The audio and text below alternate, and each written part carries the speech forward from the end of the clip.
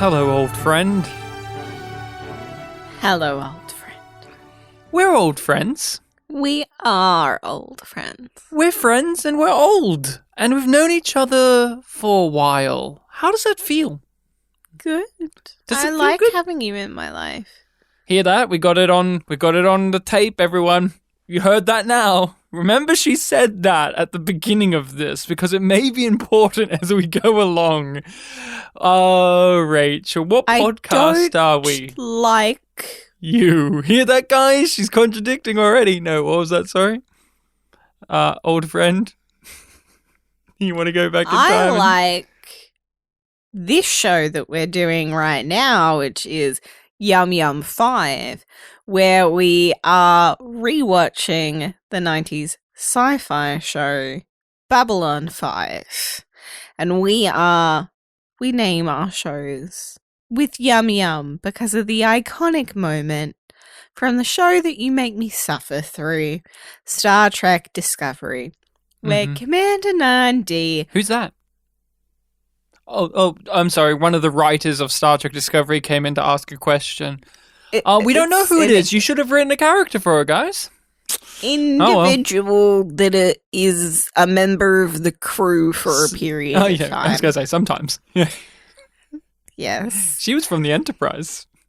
No one in Strange New Worlds talks about that either, might I add. No one mourns her. No. No. She was their engineer. She gone now.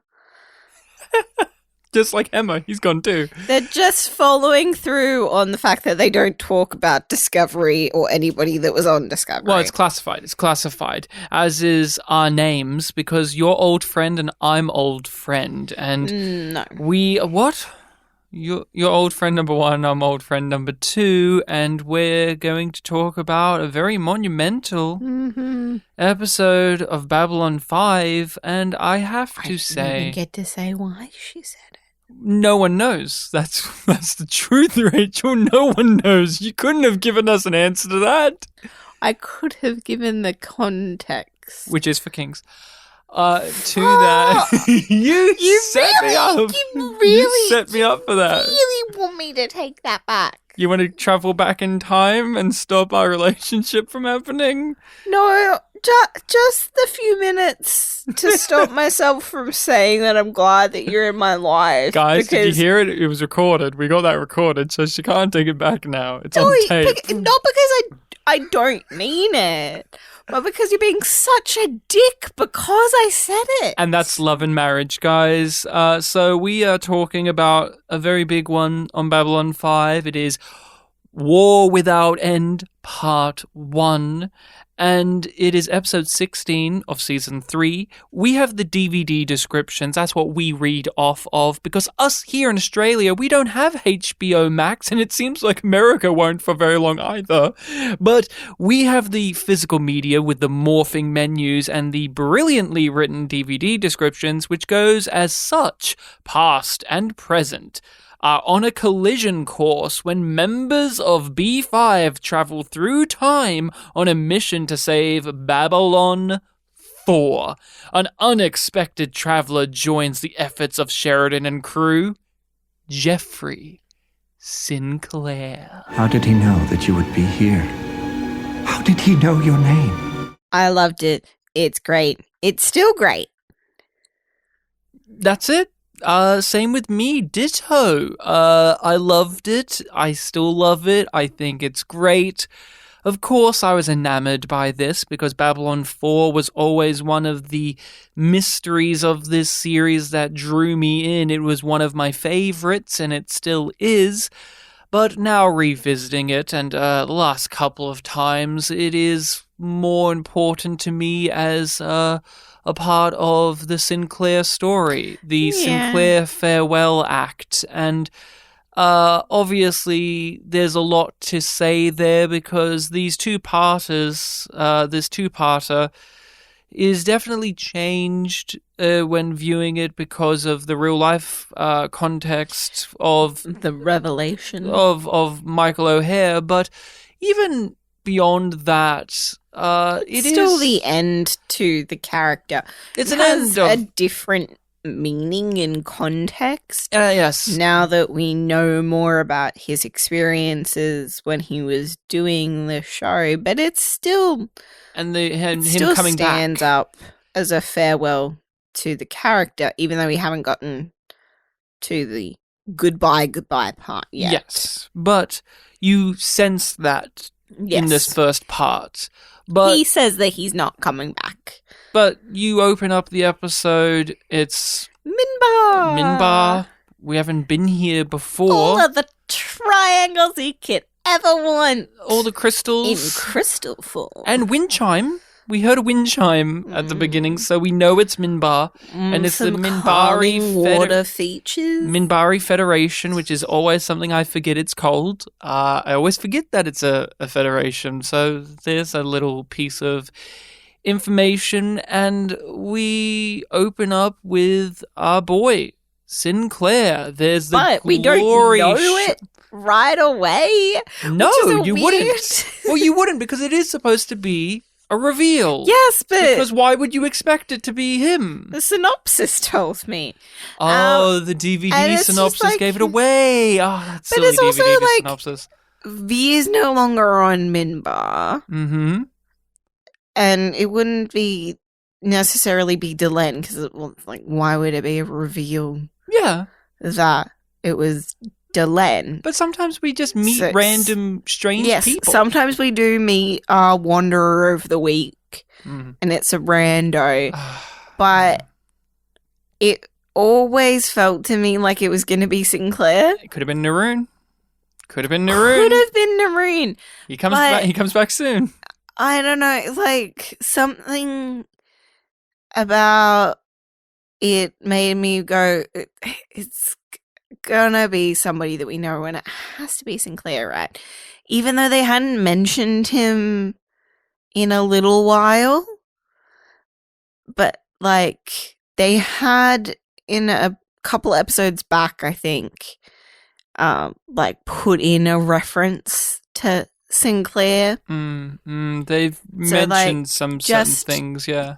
Keeping him in your mind and not every time Marcus we exists. we haven't figured. Yeah, every time Marcus exists in the show, he's a reminder of Sinclair because he's a ranger, and the rangers are from Sinclair, and Sinclair taught Marcus specifically, and he's mentioned him before, so that's something to note. But did we know that it was Sinclair? Or did he refer to him by the Artlizahh? Yeah, he's Ranger 1.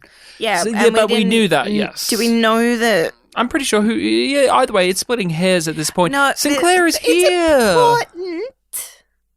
Yeah, I guess so. It is important that whether or not the fact that he is Artlizahh is a revelation in this episode. Well, if we're going to be real pedantic, thanks to the TNT cut of The Gathering, we know he's Artlizahh. Thanks, the TNT cut of The Gathering, for telling us all of that randomly and bizarrely. But in all fairness, to just embrace the emotional aspect here, you have the glory shot where he throws back the hood. First we get the letter that says his name, and then he throws back the hood, and there Michael O'Hare is. All of that, yes, you can think away before the reveal of who it's going to be, but realistically, you sit down, you tune into an episode, and you take what you're given straight off the bat, and you're not immediately going to be thinking, oh, the former protagonist of the series will come back now. No. Because he's been gone for so long. Who's on Minbar? Who would be on Minbar? And yes, obviously Sinclair, but you accepted that the actor was not going to come back. And if he did, maybe it would be in a little cameo, rather than what we get, which is he becomes the lead of this episode, very much so. More you think it's going to be more similar to his appearance in season 2. Yes, a cameo. Than what this ends up being. And we spend time with him. We get a few things happening before the cold open. We get his reveal, that letter from 900 years ago. But in the scheme of things, it's very moving to see Sinclair. When I was younger, I took this for granted. because I was so on board for the Babylon 4 stuff. Oh, we're getting the Babylon 4 stuff. Oh, I want to get to that yes, already. Yes, that's what drew my attention. I didn't have that as much. Like, by this point, I trusted JMS enough to know that we would get to that stuff. But I was still quite enjoying the setup of this episode on this watch. Oh, yes, but a part of that setup does involve the timey-wimey. Yes. But, yeah, when I was viewing this, I just didn't appreciate that Sinclair was even back. It's not as if I've always liked the character well enough, and I've grown to love him, but when I was younger and I saw this, I was like, oh, cool, Sinclair's back, and he'll go away. And oh, cool, I like that they tie it into stuff and give him a big thing, but I didn't really take it into my heart as much as I do today when I'm watching it, because now it's like, oh, cool, Babylon 4 and Zathras, but really, it's about Sinclair. The fact that they have Michael O'Hare here, and he looks at peace, and he's smiling, and you see the character throughout the episode have to take charge again and be the commander that we knew him to be. Take the captain's chair. And to tell Ivanova, you got to do this. And you hear that Commander Sinclair voice come back into full fruition. While in the most of the episode, he's very zen, very soft-spoken, very light. Enlightened. Enlightened and at peace.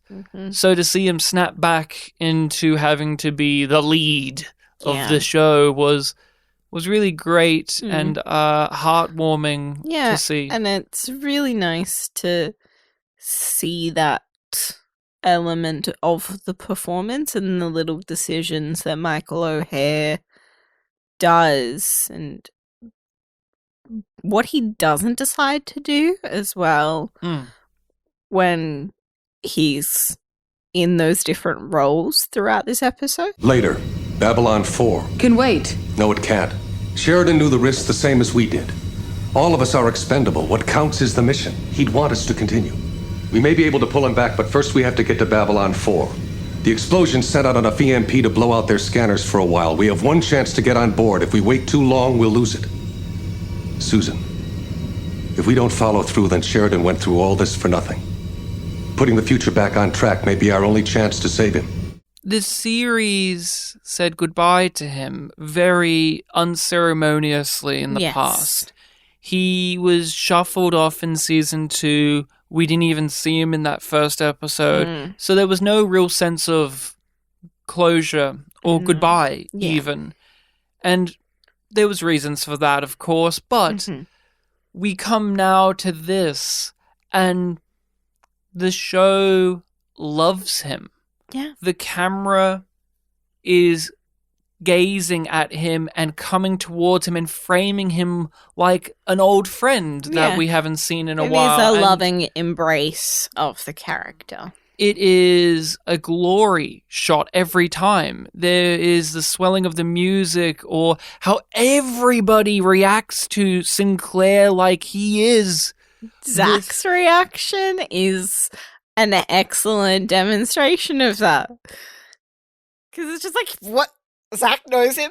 Zach's very excited. Yeah, and he's beside himself, in awe even. Yeah, there's takes a little moment to collect himself, and then he's like grinning and waving at people on through. It's just like, that made his shift so much better.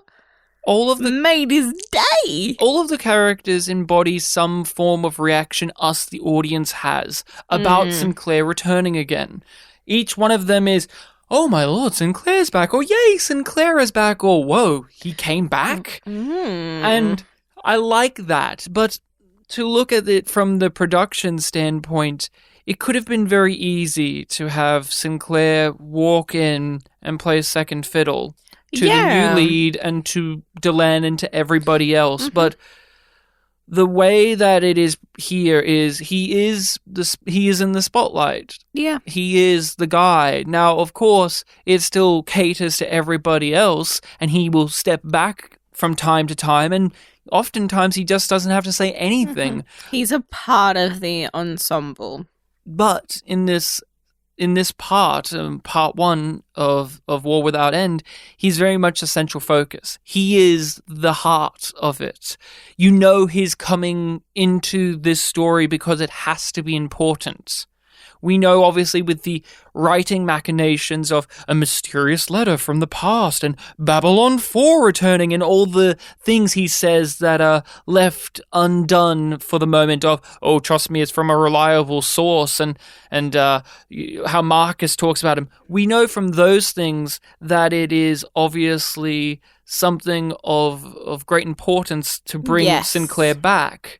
But just as a viewer, they haven't had this guy in the show since season 2 in a brief cameo. He's physically here. He's not on a TV screen. You know, as a viewer, that this has to be a big thing. Yeah.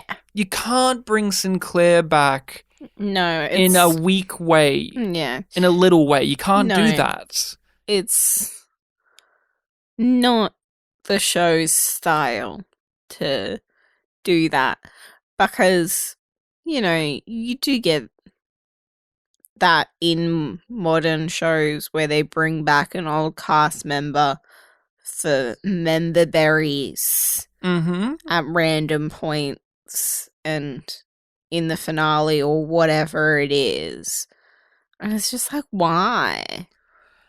Because the act is free. Maybe they want to conclude the character. And yes... Or maybe it's just fun to work with that person. Maybe it's fun to work with that person. What happens a lot with comedies. I agree with you. But here, Sinclair, we know for all of these reasons, you have to bring him back in a big way. Mm-hmm. And they do. They do that, exactly. There are so many great moments. The Zach moment is truly great, because I like very much so the way the camera lingers here, where we have Zach brushing away all of these people. He's doing his job. He reads the identity. Yeah, he's also... He's in his groove. He's in his groove, but he's also not paying attention, because that's how work is. Just you're in your on groove. autopilot. On autopilot. And he reads the identity card, and we see it slide out, and it's a picture of Sinclair. Mm-hmm. And seeing just the picture of Sinclair on the identity card in the docking bays of Babylon 5 brings light to you as someone sitting at home. You smile as Zach smiles. And as the camera pans up to show us a smiling Sinclair. Smiles all around. Smile, smile, smile, smiles. Smiles. For a series that is known to have a pessimistic streak, it can be very dour. A cynical very streak dour. in its being, there is none of that present here. No, it's just a joyful moment. It's nostalgic and sentimental and optimistic, and truly, it's excited that the old protagonist is back. Yeah. It's good to see you again, sir. Thank you. It's good to be back. Will you be staying long? That is a far more interesting question than you might suspect. We finally get to see what it's like with Sinclair and Sheridan meet. Yeah. That little bit of fan service, I was like, you've been doing a great job. Yeah. Couldn't have hoped for anyone better. I thought that was quite cute. I like him speaking Minbari. I liked that. A little bit of continuity and sweetness. Like, he's so at ease with the Minbari people, as well as slipping into that sort of position of connection with Delenn on the White Star. I really adored the quiet shot of him looking at John and Delenn embracing and holding each other when on the White Star. He has this... It's hard to describe. Michael O'Hare's facial expressions in that scene, there's multiple emotions going on It has in a it. real twinkle to it. That's like the best way that I can describe it right now. That's this episode. There's a real twinkle to it in itself. Yeah. We have the two leads, one the former, the one the current. You have them in the same room, and it really highlights that they are different characters. Yes. They Even are. if they do have almost the exact same initial. They have the same initials of their first and last name, but you show that not only are the characters different, but those actors are different. They have very different ways of approaching the lead guy of Babylon 5. As well as them being in very different positions currently. Sinclair's position as Ranger 1 requires a different tact than Sinclair. And Sheridan. A very different tact than Sheridan, being the commander of an annexed B5 in an ongoing war. There's something rather interesting about how Sheridan is often the guy that is the device in a lot of episodes to spur exposition because he's kind of dumb. A lot of the time in this episode, he's asking questions.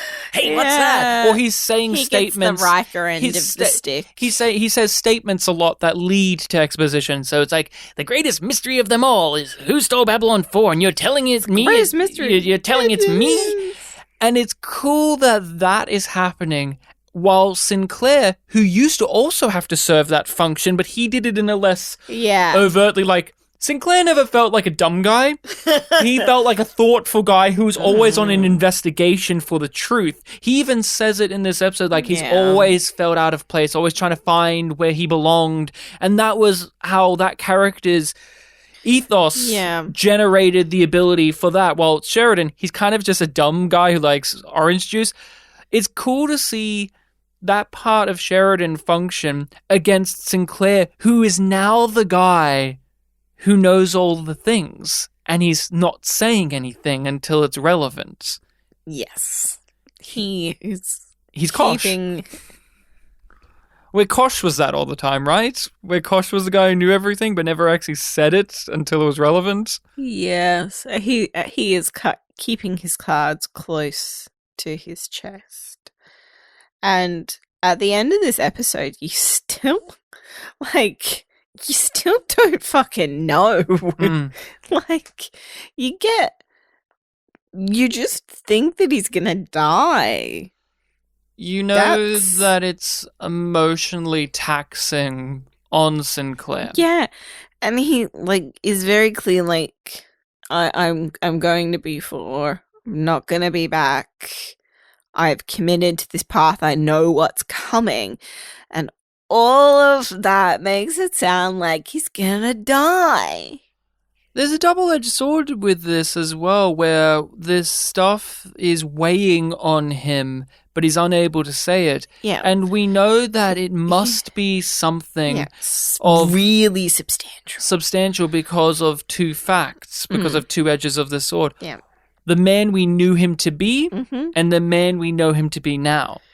And the third edge of that sword of knowing the person he's going to become. That as well is a good point. But what I was going to refer to is in season 1, when things got to Sinclair emotionally, we knew what those things were. We knew how he ticked, and we understood how he would react to those things. And he reacted outwardly a lot, especially before he gets his PTSD symptoms in check. Now we get that scene with Marcus where it is to get a straight answer out of Ranger 1 is almost impossible. You have to hang upside down and do all of this stuff.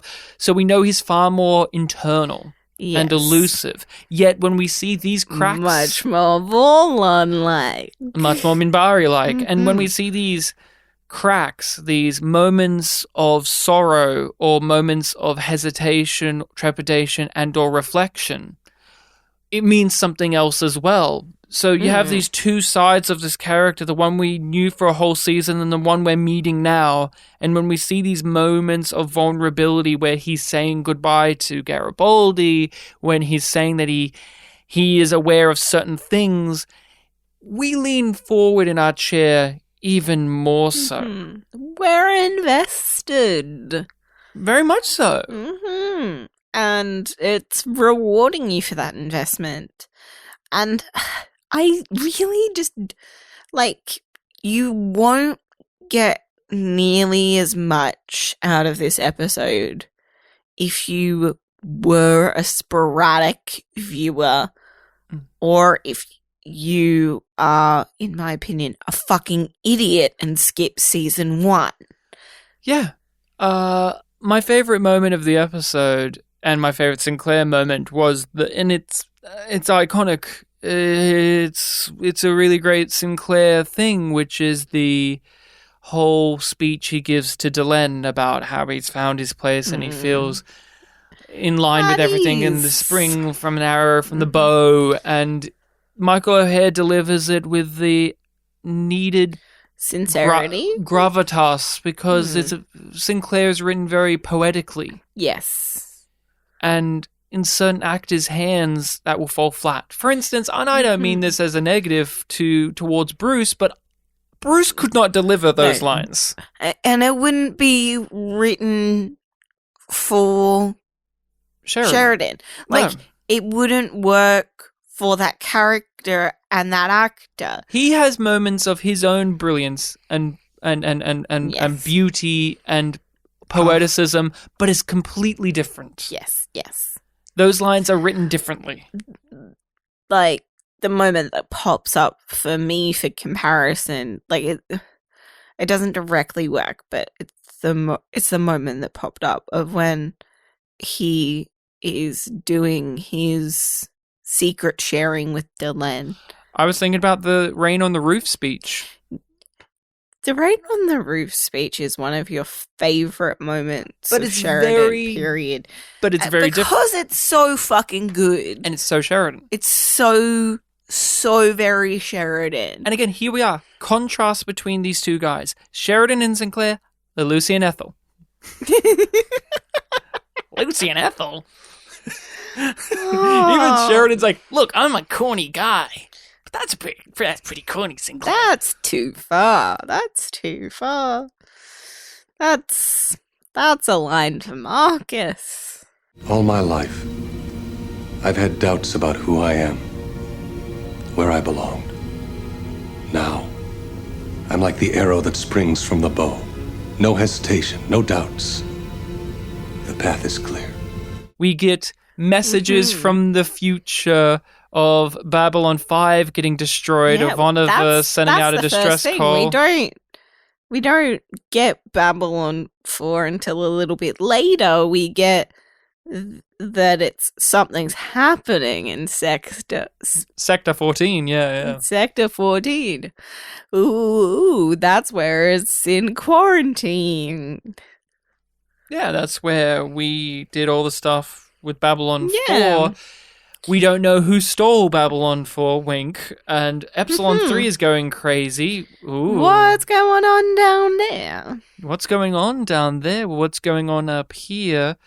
We learn through the journey of the episode that Babylon 4 was stolen by our heroes. Yeah. They have to go back in time to go steal Babylon 4. They send Babylon 4 back in time. Well, our heroes have to go back to when it was operational. Yes. To go steal it. They have to go back. To go back in time.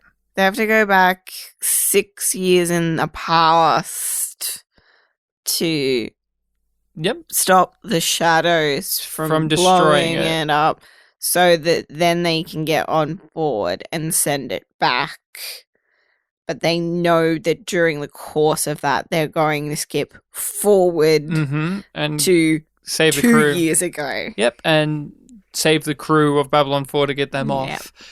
Why do they have to do this, though, Rachel? What is the reveal here? What is the information? In the previous war, the Great War, 900 years ago. yes, the Shadows fucked everything up by destroying the Army of Light's base of operations, and they need a new one. And Delenn, in her little slideshow, shows us the footage. Like a miracle. It came out of nowhere right when we needed it. What was it? Babylon 4. Yep, Babylon 4 became our new ground for staging operations and battles. Yep, and and you gave us as a viewer... a little edge. You as a viewer and those characters are flashing back to those events in Babylon Squared when we think of Zathras telling us about a great war and how we need this place to fight that ancient foe. And we thought, it would have been in the future, but actually it's in the past. Yes, that's how it goes. I love Ivanova in this episode. And you know what I fucking love? Even maybe just a little bit more than Ivanova in this episode. And it's a line about Ivanova. You want to guess? No, what is it? Sheridan saying, I'm taking Ivanova lessons. Oh yeah, I like that too. And it wasn't even commented upon by anyone else. It just kept going. I fucking love it. Forever. I am here for it. That one went by so fast as well. I need some Ivanova lessons. We all need Ivanova lessons. We knew, or at least I gathered, that our main characters would be the ones who stole Babylon 4. Because the one was old Sinclair. Now, the twists and turns of it being that they have to take into the past was obviously new and very much cool information. Now, we know, again, nerds, don't need to type it at me. Babylon 5 had an original plan. It didn't go that way because of all of these things. I know, Rachel knows, you know about how Babylon 4 was supposed to go another direction, and there was a whole entire idea, but it fell through because Michael O'Hare couldn't stay in the show, and the show changed. The show changed from the plan. Every now and then it would do that. So Babylon Prime, the original idea of this, was supposed to have it be that Babylon 5 did get destroyed at the very end. Sinclair and Delenn would get on to Babylon 4, have David, their kid, who would grow up super fast because of all the time travel nonsense, and then we'll be fighting the Shadows in a whole new way, and all of that. So transplanting the show. Now, I didn't know that when I watched this, and many people when they watch this don't know that. So this information, this twist on the idea of which direction Babylon 4 would go in and how they're stealing it works. Yeah. It's just one of those things that works. It's just played off. Is this an episode where JMS is just crossing his arms, looking at you, nodding, going, yeah, I made it fucking work? Yes. Yes. And I think a line that sort of epitomizes that for me is the final interaction between Sinclair and Delenn of like, you ready? Why do you always ask that before you're doing something incredibly stupid? Tradition. And walk off. Like, you could just feel how chuffed JMS is with himself as a writer. And he's fucking right. He's should be. He's fucking right. He is fucking right. This is one of the few times where I congratulate a writer for wanking themselves off in the material. He's fucking earned it. He fucking managed to get it all here. He managed to bring back the old protagonist. He managed to bring back Babylon 4 and make all the pieces line up pretty well with where we were set up. The whole is also really well balanced. It's fun. It has moments where it's like, oh, that doesn't quite work. But you don't look at it and go, that wasn't the way that it was meant to be. He pulled that out of his ass. He's like, no, that just is the way that it is. A large thrust of that is because he's answering mysteries. Yeah, he's not adding more mysteries. Well, yes, he is, but he's answering enough of them because we get the Londo stuff. No. Yes. So He's adding way more. This is a give and pull. Yes. Give and take. No. What I meant was he is adding more mysteries, but he's not adding to the existing mysteries and being like, oh, now there's this extra thing. Now there's a polar bear on the island. Now there's a hatch on the island. Like, and what's in the hatch? Extending the and Babylon elongating the existing mysteries. Right. It is giving answers, but it's posing new questions. It's using the resolution of the existing mysteries to springboard new mysteries that do tie into stuff of the show. It's not as if the Londo stuff, which we'll talk about, is completely out of the realm of understanding from what we've got in the show thus far. We know these things. We know that Londo will be Emperor. We know that it's going to be bad for him. We know and that... for Centauri Prime. Well, yes. Well, now we know that more so, but we had inkling, well, because of war is bad and power... being driven by power is corrupting. The idea that Centauri Prime is on fire, although shocking, is one of those bigger. Not really shocking though, is it? No. Especially This adds up. Especially with the obvious Roman parallels that they have with these guys. Going for that. But we are so swept up in this episode because the pacing is relentless, and each scene, it is just answering questions or just throwing new pieces of information at you that you almost can't keep up with it, but it's not incomprehensible. Can I share my notes that I made? Yes. I'll allow it. In terms of the pacing. Yes. Bang bang, boom boom, a go-go. There you go. That was my notes on the pacing. JMS, did you hear that? Rachel's note on the pacing? That's good. She liked it. Was it bang, bang, boom, boom, a go-go? Bang, bang, bang, boom, boom, a go-go. That's a 5-star. Delenn, the question of who stole Babylon 4 is the biggest mystery of the last decade. Now you're telling me it was me? Is going to be me? You can't be serious. I felt like I just had a very nice meal. A nice steak. And JMS himself grabbed a serviette and dabbed off the bit of juice off my lips. And I said, thank you so much for that, kind sir. I think there are some moments where it could be smoother and a little less corny in its exposition, but that's the show. That's the show at this point. And we know that JMS is hoping to do a reboot because he believes that he has the writing skills now to smooth over some of those little rough, finer points of the series. And I understand that. It's a little dated in some of its ways. It's got that corny humor. Some of the lines are just bucketing on there.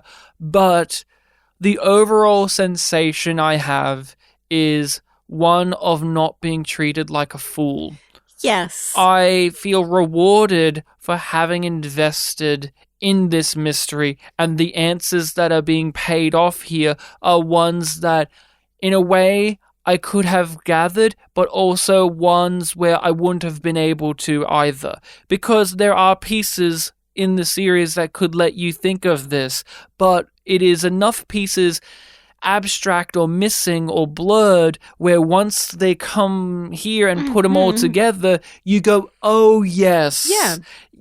I don't feel cheated. The most rewarding kind of mystery. I don't feel cheated, I don't feel dumbed down to, and I don't feel lied to. Yeah. I think there is sort of one part of that I guess, that I would like to address, because this is a two-parter, and not everybody likes the way that this episode ends. It does just end. Yeah.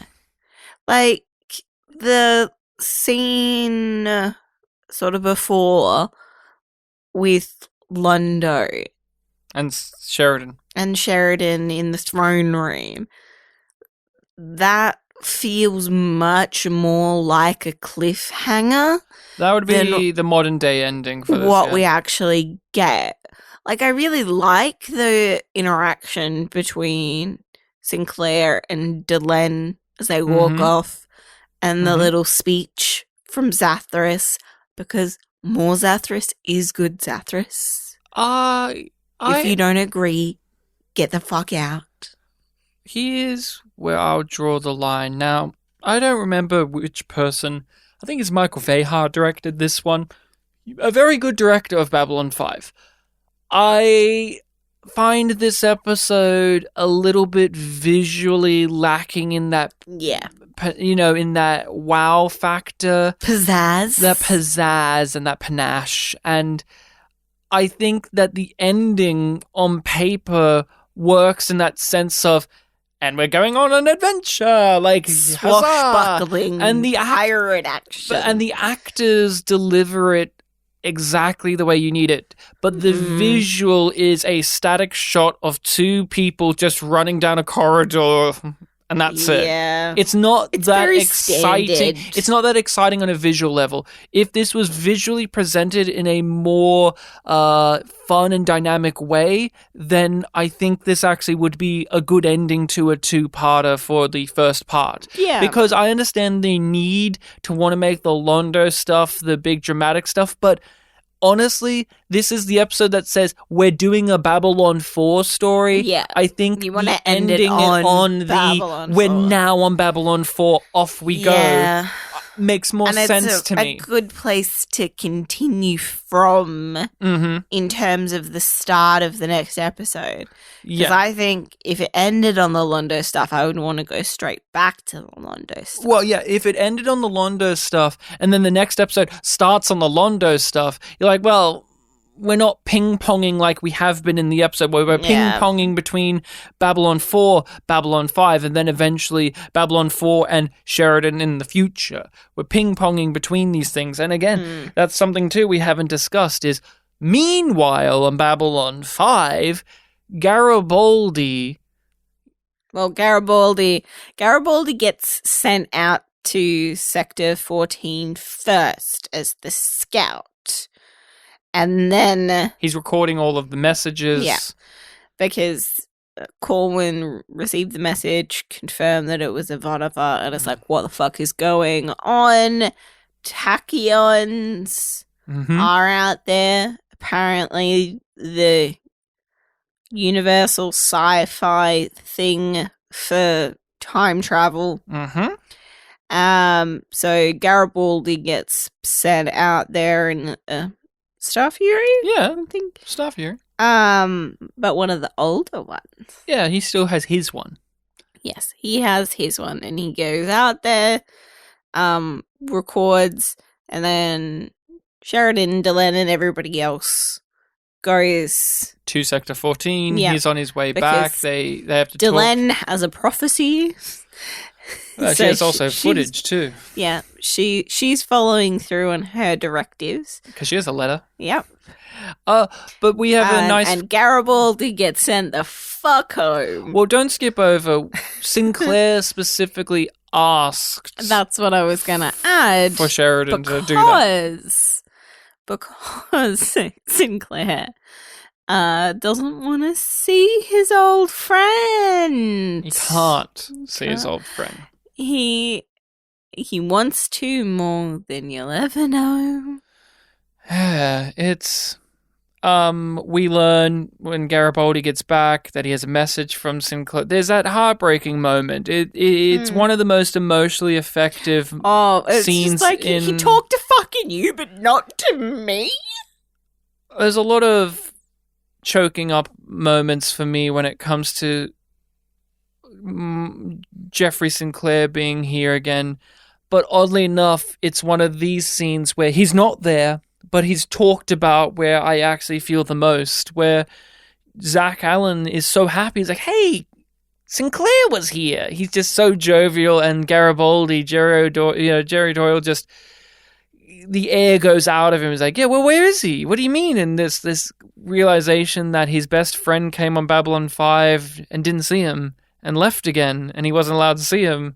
You feel and deliberately avoided him, and you feel it off Garibaldi, because season 1 had a lot of things it needed to figure out, but relatively early on, one of the anchors of season 1 was their friendship, was their camaraderie, and those two actors on screen chemistry. And so we get Garibaldi goes to his quarters, and there's a message for him, and there's a whole hassle about a password, which is very cutesy on the writing part to just kind of extend this out for a bit. But I do like the fact that he has to make Garibaldi say, hello, old friend, because that is just a phrase we just associate with Sinclair. Yeah. When did that become his thing? I forget. It just always feels like it always was. Yeah. It was definitely... now I'm second guessing myself. I believe it was the way that he opened his, little voicemail in season 2. But I'm pretty sure he called Garibaldi his old friend before that. Yeah. But I think hello, old friend is from the season 2 Coming of Shadows, where he has his message. Yeah. And Michael O'Hare's voice is just so golden. The way he delivers those lines, where something as simple as hello, old friend carries so much resonance with it. We joke about, and so do our friends at the Last Best Babylon 5 podcast, about wanderers. But it's just, he delivers that word with such, almost unnecessary amount of raw energy it's to it. Bro, we get it. Wanderers. We're on Broadway. Wanderers. You're a stage actor first. The name of the place. But what did you think about the Garibaldi moment where he opens up the message from Sinclair, and it's Sinclair telling him that he can't come. He can't allow him to come because Sinclair's not coming back from this. Coming back, and I know you would have joined me in that, and I can't allow that. It's heartbreaking. Yeah, I find it slightly less heartbreaking on this particular rewatch, though. Yeah, we know this, right? This was confirmed in JMS's autobiography, right? Yeah. Where this aspect of the episode does have a tinge of sadness when we know what's going on, which is that Jerry Doyle was an absolute asshole in real life, but also just about Michael O'Hare, to Michael O'Hare, because he not understanding and not respectful, and would often deliberately try and aggravate and spiral him out. Yeah. And to avoid that, this is what we get. Yeah. You guys don't have to be together because you don't get on, really. Yeah. I'm going to write around this. And again, I think that's true. And if not, what we know about the relationship between O'Hare and Doyle, that just reads as the case, because Doyle, he was a funny guy, but also he seemed like a lot. He was a lot. Let's just say that. And Michael O'Hare was going through a lot at the time. I was just going to say that Jerry Doyle could be a right cunt. I mean, yeah. I mean, you're not wrong. I reckon I would have had a fun time hanging out with him from time. He seemed like a funny enough guy, but he did seem like a right bastard at points. But Yeah, that's just a sad tinge to this. Yeah, and it definitely colored it for me. I was just like, oh, I'm glad that they did it that way, because I am worried in that specific multiverse where they did do more scenes together that it would have negatively impacted O'Hare's performance in other scenes. Yeah. And just his well-being. Yeah. To go to a lighter topic and mood, Zathras is back, baby. He's back. Zathras is back in the show. We've missed him so much. I love that guy. You love that guy. Everybody loves Zathras. If your take is Zathras is not cool, how do you feel being on the wrong side of history? How does that feel, being wrong? I mean, do you just walk around every day feeling just dirty? It's because you're wrong. Because you don't like Zathras. Everybody loves Zathras. We love him. He has so many great moments within this. My personal favorite is when the time stabilizer device is completely shattered because Sheridan stood too close to the explosion and he got hit by the wave and it shatters, and Zathras is just looking at this, explaining what's going on, and then just laments the fact that he can't have nice things. And the way that Tim Choate delivers that line is spectacular. The humor is delivered by him in every moment. What about you? Zathras is here. Oh, yes. And every line, pretty much, I'm here for it. I love it. Almost every single fucking line is fucking amazing. Zathras for life, Zathras for days. I particularly enjoy his statement. Understanding is not required for doing. That was a highlight. I fucking love it. Because I fucking love it. I wish I could instill that, like, just program that into my students' brains. Yeah. It would, like, relieve so many annoyances in my job of, like, no, you do not need to understand fully why it's wrong to grab a cardboard tube and play it like a didgeridoo. You just need to not do it. Rachel just wanted to vent about her students. Zathras was the springboard for that, and she got it out now. And I'm glad for her. She's smiling, so she seems she's at ease. Zathras has that scene where he is introduced to Sinclair, where he's dropped all the things and Sinclair is surprised to see Zathras. And you have the thing that you get out of a time travel plot, where we get some of these time travel-y wavelly shenanigans, where, for instance, we first see Zathras' face come onto the screen and we know, oh, cool, we're seeing the start of his story. Because he's on Epsilon 3, we already know that this is obviously going to be before his journeys in Babylon Squared.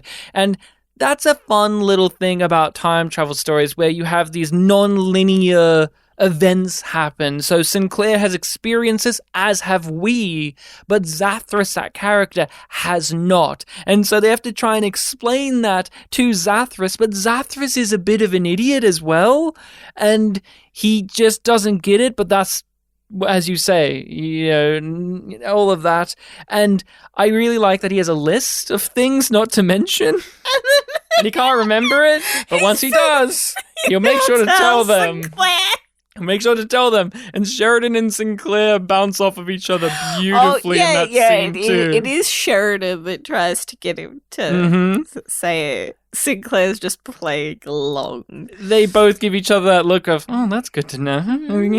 This guy, huh? This guy. When it comes to time travel stuff, there are those things where you like or don't like certain trappings of that.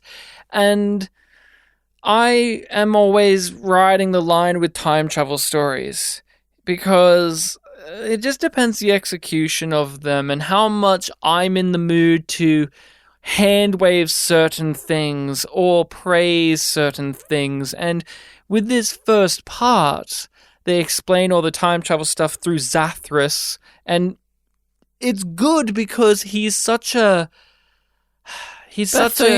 comedic character to deliver this rather dry and rather technical information. Feels more entertaining in the accent. It's more entertaining, and there's this level of a devil may care. Because they're on a caper, and they're stealing Babylon 4, and they've got to do a little adventure, and Zathras is having to explain it. And to keep the timeline in check, Zathras has to make sure not to spill the beans when he sees Sinclair in the past, and that's amusing.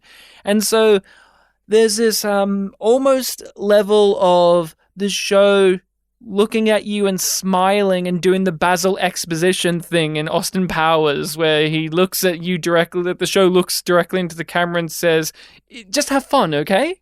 We're having fun, got it?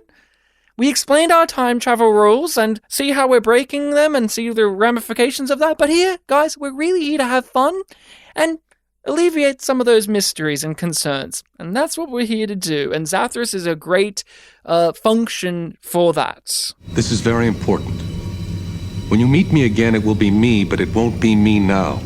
So you're not to say anything to me that might change the past. Do you understand? Yeah, Zathras understand.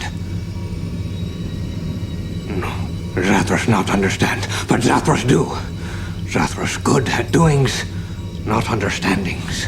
Sheridan, being the dumb boy that he is, he's the one that gets fucked up and unstuck in time. They promised us that Sheridan and Sinclair would go on adventures together. Yeah, they took it away. And then they took it away. It was right there. They were willing to give it to us, and then they took it away. They do give us something else, which is old, angry, evil Emperor Londo. Yes. This is nuts. It's fucking nuts. This is That actor. The rink. Oh boy. Like Peter Jurasik is chewing into this. He's having so much fun. I'm having fun. It's so much fun, Jan. Because it's so much fun, Jan. This is such a left turn in the story. Like, and now we're doing this as well. What? Why? We start the episode and we're thrown. Oh, Sinclair's back. Oh, Babylon 4's happening. Oh, this. And then you get to the point where you're on the road now. You go, okay. Bang, bang, bang. Boom, boom. Boom, boom. A go-go. A go-go. You get on the track. You go, okay, I'm driving the car now. I now know where we're going. We're going to go back in time. We're stealing this. We're stopping this. And then we lose Sheridan. Delenn even says it. This wasn't part of the plan. You're right. It wasn't a part of the plan. And I didn't know. We still got to go ahead with the plan. There's that worry of, is this just some more random nonsense to throw in there because we need to have this for later? But don't worry. It does all join together. Yeah. But you got to the future, and it's old Londo, and he's old and decrepit and very, very angry, and he's blaming Sheridan for all of these horrible things of neglect. And when you're first going through this, we don't understand anything that's going on. This is something that you don't understand anything about. And for the next 2 seasons, you won't get a real understanding of what this is. You get bits and pieces that help fill this in, but you have to wait till near the end of the show and you to just get really go, oh. Even more questions in the next episode. Like, as you're shown this vignette coming to a close and Sheridan slipping back back in time to where he left, or like around before. You're just left with more fucking questions. It's just like, say what now? It's pretty risky to say out loud in the show that you will defeat the shadows, by the way. You did it. You did it, Sheridan. Yeah. Because now we, the audience, know that they will defeat the shadows. Now, we always know that because it's a show, but to actually have it in the text that it is something that will happen. It is a possibility, at least, that you will defeat the shadows and this will happen. It feels different than the way that the potential flash forwards are presented as well. Like the time slips that they have. Because those were ones where the shadows win. Yes. This is one where we win. We win. But like the way that it's constructed and the visuals of those also really highlight their desirability and their likelihood of like, yeah, this is the good ending to the war. To think about the planning and how things do fall, it is great to know that the series in JMS wasn't just going to use the big bad spider shadow people as the final big bad that we will have to do. And then once we defeat them, it's all over. Because it's not a big bad of the season or the show kind of thing. That's not what B5 is. It's a big here to do. Like, that's not what it's about. It has those things, but it's not about that life. It's about following through. That's how I would describe it. Because he says it, clean up your mess. Because what we find out from this and what we will see play out is it's a mess. Defeating the shadows isn't just a clean and easy, we clapped our hands, now the Death Star is destroyed and we all cheer. The shadows don't work alone. They don't work alone, and your victory isn't just going to be one where everybody just cheers and goes, yay. There are going to be those people who are pissed off, wanting revenge, or now fill a vacuum of power that's been left behind. And that's what we'll see play out. I think that's rather neat to think about, because one of the things is, my hot take is, I actually like Season 5. I think it's actually pretty good. And one of the reasons I like Season 5 is because of this being followed through on of, we can't have our cake and eat it too. We just can't. There are consequences to these wars. We see that in history. Yep. We see that in real life. There are things that ripple out. There are consequences. There are conflicts that spawn from conflicts. There are shifts. There are horrors. There are tragedies that just happen even after we defeat the Nazis, even after we win this and win that. There are just all of these things that unfurl. And using a time travel story to illustrate that is even greater, because that's time travel, right? We can't do this because this alternative could happen, right? Yep. Because that's what they keep talking about in this. Is like, we got to do this because if this happens, then this happens.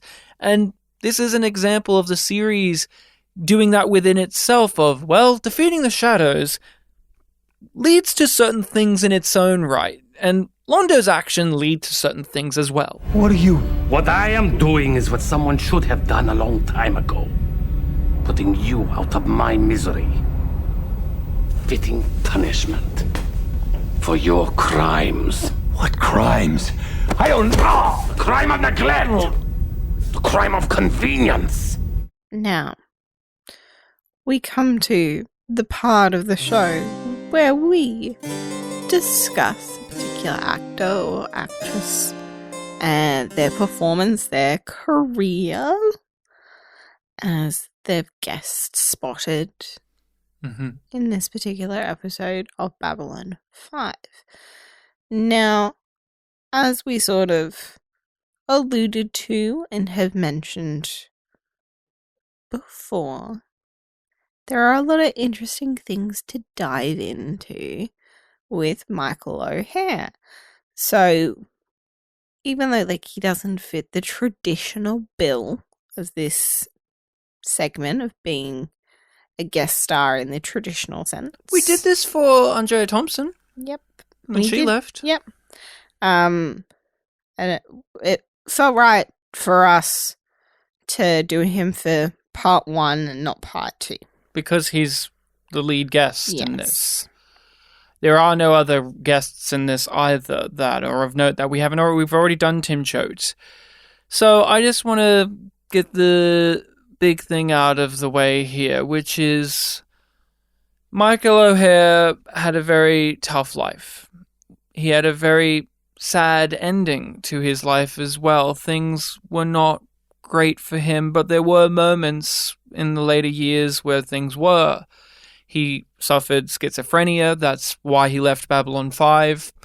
He got better. He got on medication. He had a family life going on. His acting career was doing okay, at least in stage. At some point, he went away from doing the conventions of Babylon 5 and sci-fi. And I just really want to say there's some videos online of him at conventions, and he's so with it. He knows this show. He's so invested in it. He's so happy to talk to these fans. You can see it brings him so much joy. And the thing that really throws me is his voice. He sounds so different than how he does when he's Sinclair. To describe it, he sounds like, obviously, Michael O'Hare, but with that Adam West style voice as well. He has that similar lightness and cadence to him that really reminds me of Adam West. And he was, in these convention things, really funny. Funny. I remember that we've watched a few clips of him, and I remember, you being like, I want more from this guy, because he just kind of disappeared in the early 2000s, and now his Wikipedia says that he retired and rarely made public appearances after the turn of the millennium, and it's just you take care of yourself. Taking care of himself, appreciating what was happening for him. But yes, he had a sad time of it. It's very well documented now. JMS goes into it in his autobiography. So if people want more specifics, I would go there. Yeah. But just to say, later in life, he stopped taking the meds. He fell off. They found him they just found him in weird places. His health was on the decline. He just drifted off for whatever reason. And his mental health issues consumed him, from what I understand. And that's sad. It is unfortunate. And he passed away after having a heart attack and going into a coma in 2012. And I have a lot of feelings about that, about his passing away as just a fan of this series. When I heard that news, it broke my heart because of a whole multitude of things. He's so young, and you didn't know why or what happened. There was a bit of ambiguity to it at the time. But there's another part to it as well, which is I feel this more now. I didn't have this in 2012 when he passed, obviously. And it wasn't until about 8 months after we got the information about his mental health issues. But what we did know is the B5 community had lost a fuck ton of actors Yes. Like, there's a very large number of cast and crew that were on Babylon 5 that have died since. Like, the list is very long. So Yes, every sadly. time there is another edition, it hits harder in a different way because it's like another person. Yes, but a part of my reaction to it was this was my first sci-fi, in quotations, like commander captain that passed away. Yeah. All of the Star Trek captains, as of this recording, are still alive.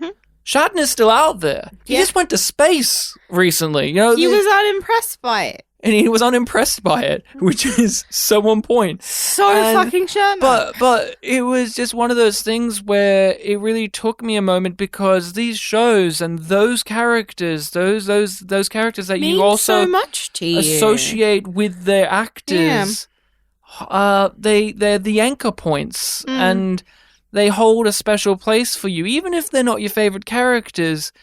They have to do very important things. So the idea that this guy was no longer with us and he was the first one of these actors that has passed away from me, it was just hard to comprehend. And then obviously all the news that we found out later was really shocking. And we've talked about that multiple times on the podcast, but very powerful stuff, very harrowing stuff. But I think everyone has reacted to it very well. Whenever new fans come into this series, all the old ones, there is this newfound reverence for Michael O'Hare, but also with that knowledge, there is more discussion within this fan base about mental health and about how these actors are people. And I think I see sometimes on say Twitter, there are those people who forget that. And will tweet at JMS, and JMS will have to remind him that, hey,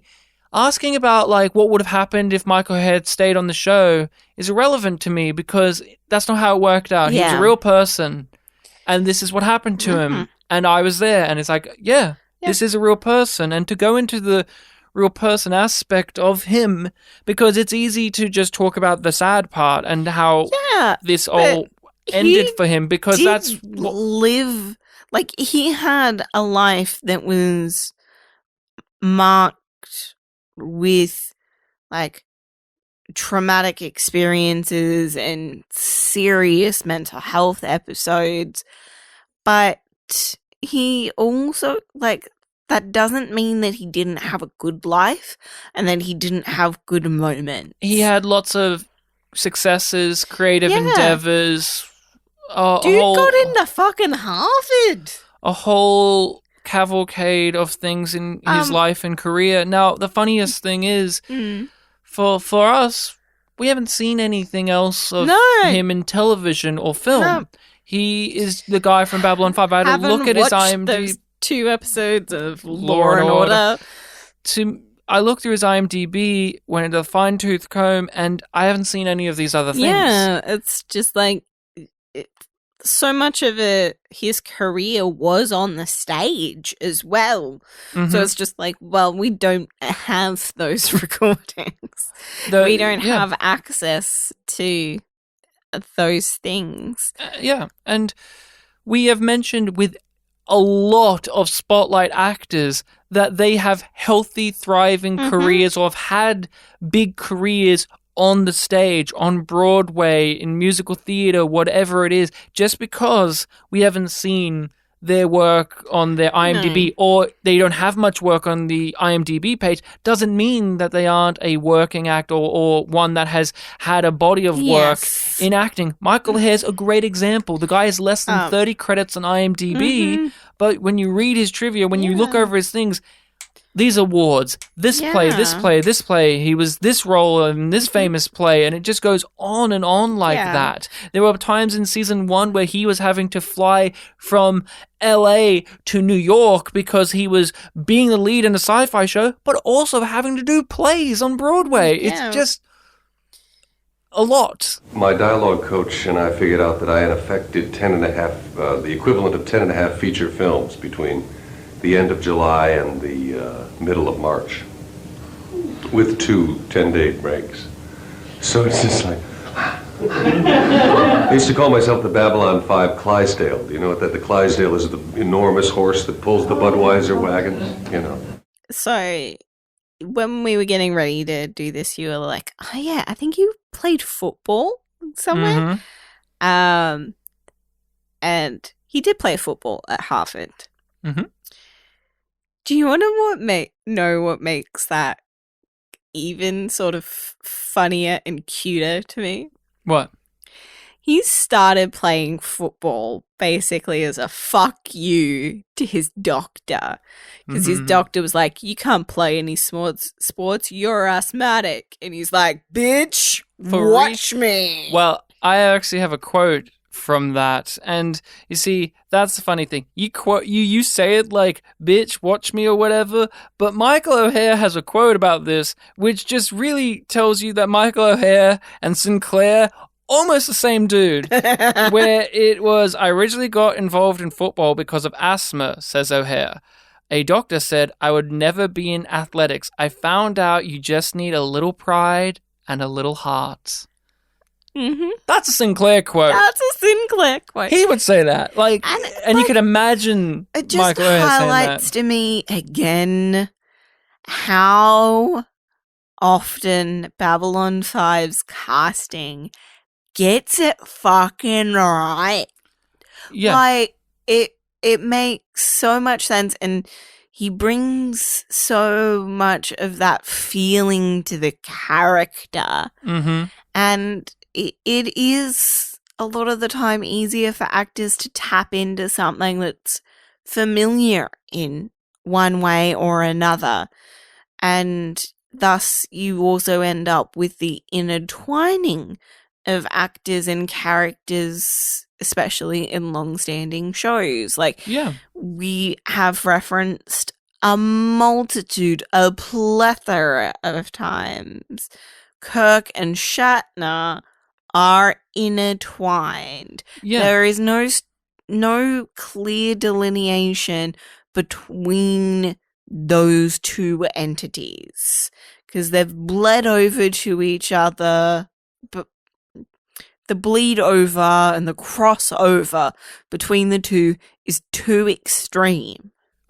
Looking at his theatre work minorly, from what I can gather, he did a lot of very challenging and confronting roles in his theatre career. Yeah. There's a piece on IMDb that talks about how he personally was very happy with the fact that he got nominated for some acting awards, and he was the first white actor at this black association theater company. He was in a play about the apartheid in South Africa. Yeah, and obviously he did a production of A Few Good Men, playing a military role again. You can see that, and he just had a lot going. Now, I personally like the Harvard thing that I really liked was he was a second tenor in the Harvard Glee Club. So if you ever wondering, did Michael O'Hare sing with that voice? You're damn right he did. And according to the IMDb, and I really want to know more, I want a full article about this. In 1973 World Tour, they performed in the Vatican, and he talked to the Pope. It just says that is one sentence. One sentence, he talked to the Pope. End of sentence. I want to know what they talked about. I want to know. I want to know. He did grow up going to Catholic school, I believe. Of course, he talked to the Pope. Yeah. It's just... You can talk to the Pope without being Catholic. Rachel, not if you're in the Harvard Glee Club going to the Vatican, you're not. I disagree. And that's just an amazing thing. And... yeah. He loved Babylon 5, from what I can gather. A lot of his quotes are about his time on Babylon 5. There are behind-the-scenes footage of him on the set of Babylon 5, and he is just enjoying himself as much as he could. And a lot, again, his quotes are about, for instance, having to have left Babylon 5 and what it was like to revisited again when he was asked to do this, and he has the about if he regretted leaving this series, which is a question that rings a little differently now. But no, I regret not seeing my old friends, particularly Mira Falan and Bill Mumy. But that's the nature of our line of work. You come together, you work close and hard, and the time comes when it's time for you to leave.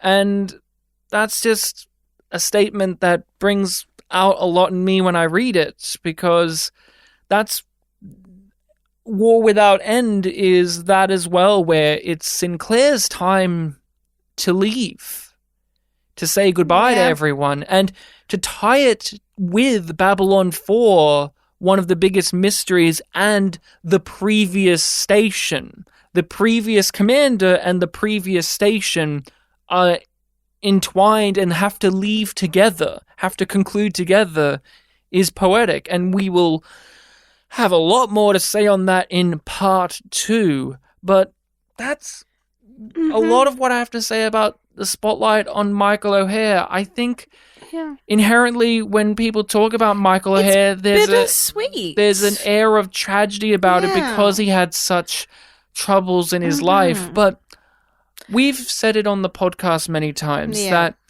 to us, talking about his performance and talking about him, we should be able to talk about him as he was, an artist. Yeah. I would believe, like most actors, Michael O'Hare especially, since he was wanting the production to keep going and not letting himself get in the way of it, and he pushed forward, I would imagine that he would want people to look at the performance and not look at it as, well, you have to cut him and all the slack in the world because of his real life. Collaborative thing.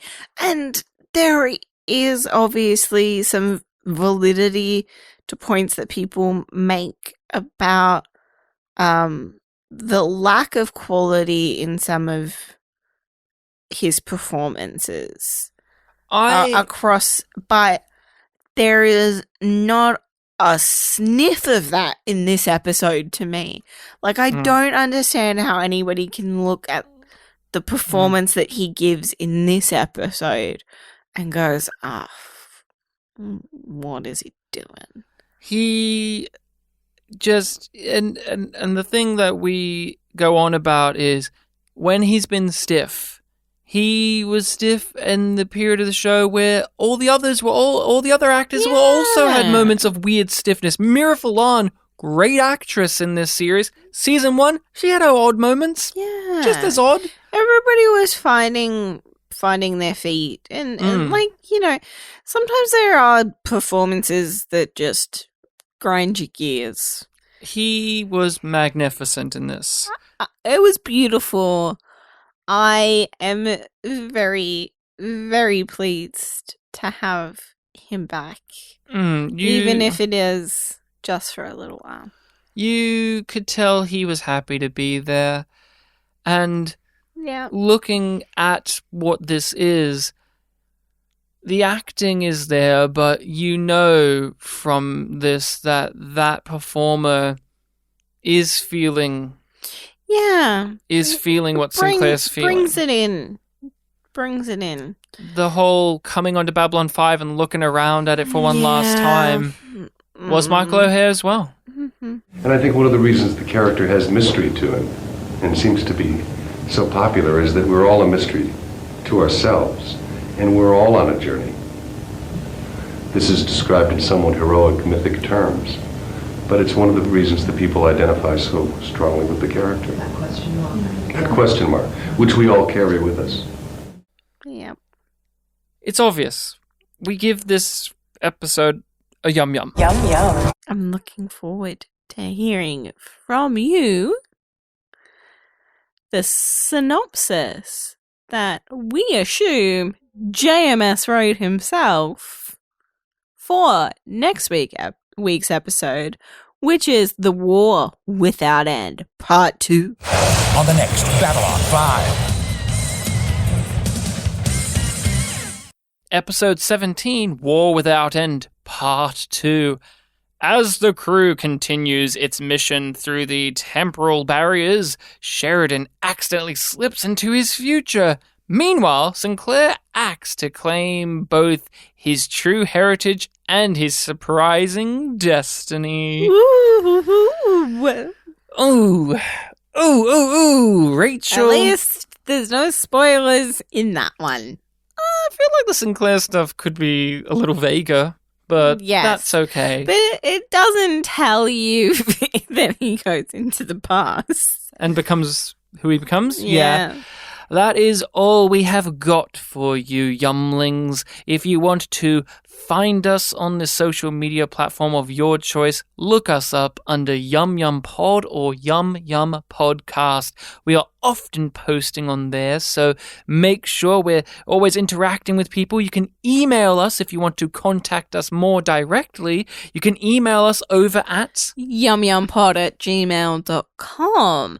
But if you want a more exclusive link to contact us, you can sign up to our Patreon and get access to our private Discord server. Yes, we have a Discord server on our Patreon where we have a lot of content. We have reviews on movies, the Star Trek movies, the X-Men movies. We've talked about the best and worst rated episodes of Star Trek, and we are currently watching episodes of Space Above and Beyond. We are going through those, Rachel for the first time, me for a revisit. So if you are a fan of that series, or you've been wanting an excuse to watch it and you maybe like to have a companion podcast for that, come on over to the Patreon to hear us have a chat about episodes of Space Above and Beyond. Make sure in the interim of time to give War Without End Part 2 a watch.